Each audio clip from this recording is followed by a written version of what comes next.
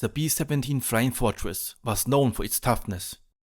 Despite severe damage, it was still able to stay in the air and return to base. On this day, 80 years ago, March 18, 1945, the B-17 Flying Fortress proved its toughness once again. It was the mission to Berlin, Germany, to attack rail targets. The subject of this video is the B-17G, serial number 446808, nicknamed Kraut Stomper, flown by Lieutenant Richard J. Greene and his crew. It was hit by flak. The right wing and tail were heavily damaged, and one flak shell hit the left elevator without exploding.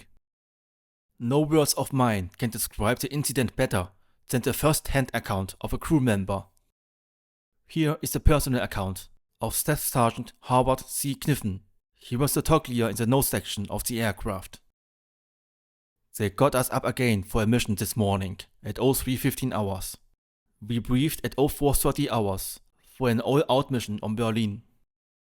Our bomb load was 18 100-pound general purpose and 8 M17s. We took off at 0800. It was 10-10 coverage all the way over until we reached the IP. Then it cleared off. We could see the flak coming up from the ground until it burst up at us. We had our bomb bay doors open and was 1 minute away from our primary target when we received a direct hit in our right wing and a shell through our left horizontal stabilizer. The entire interphone was out and no one knew what was wrong and was anyone hurt. Right quick autofellows from the radar room on back came up to the nose. All the oxygen was shot out from the radar room on back. We are all thanking the Lord tonight that we are here.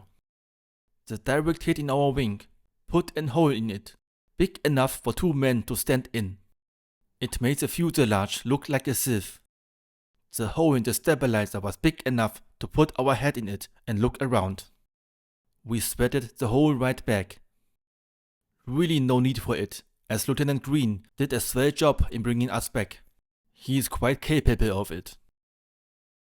We couldn't use our flaps to land, and we weren't sure that we didn't have a flat tire, so we were last to land, in case we made a bad landing.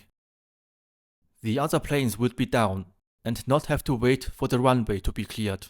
I stood behind the co-pilot for the landing. We landed rather fast, because we didn't have any flaps to slow us down. So we didn't stop at the end of the runway. We just rode her out in the middle of a field.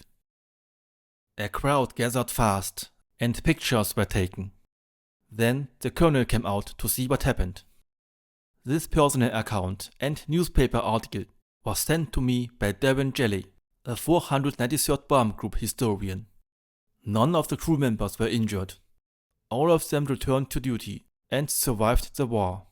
Kraut Stomper was repaired and returned to combat status on April 3, 1945.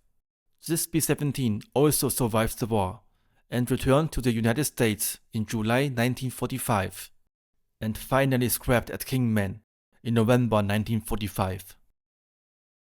That was the history behind the picture of the heavily damaged B-17. If this video was interesting to you, please consider to hit the like button and subscribe to my B-17 Combat History channel. Thank you for watching.